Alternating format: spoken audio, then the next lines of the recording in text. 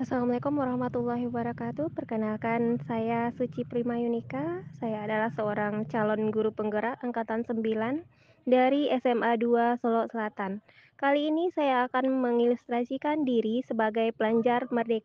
Pendidikan adalah tempat persemaian benih-benih kebudayaan.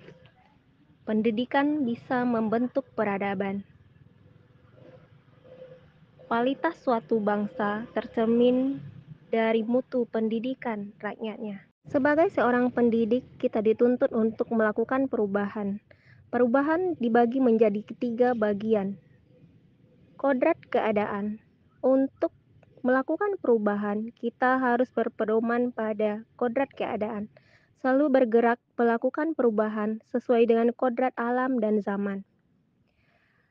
Perubahan juga harus meliputi azas trikon yang terdiri dari kontinuitas atau berubah boleh asal tidak melupakan nilai utama dari integritas bangsa.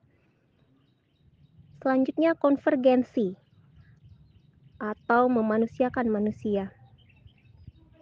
Yang terakhir adalah konsentris atau keberagaman. Keberagaman merupakan suatu hal yang unik. Selanjutnya budi pekerti. Budi pekerti yang terdiri dari cipta, rasa, dan karsa. Yang bisa menajamkan pikiran, perasaan, kemauan yang harus seimbang dilakukan untuk merubah perubahan yang besar. Ki Hajar Dewantara juga mengatakan, bebas dari segala ikatan dengan suci hati mendekati sang anak, tidak untuk meminta suatu hak, melainkan berhamba pada anak.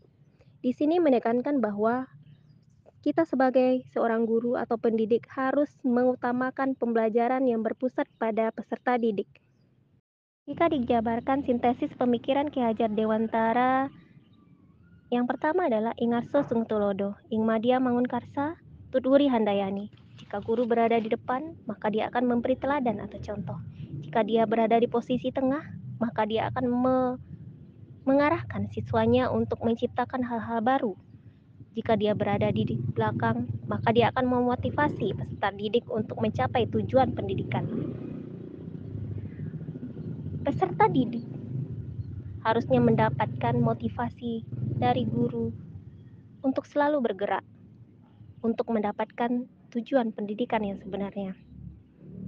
Maka pendidikan Indonesia harus berorientasi pada anak atau berhamba pada sang anak, mengutamakan pembelajaran yang bersumber pada peserta didik dengan tidak mengabaikan kodrat zaman dan kodrat alam, dan harusnya sesuai dengan budi pekerti, di mana olah pikiran, perasaan, dan kemauan yang harus seimbang.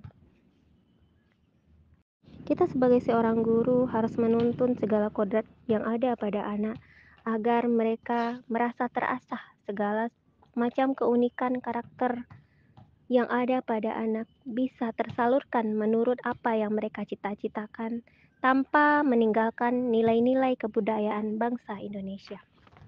Itulah ilustrasi diri sebagai pembelajar merdeka.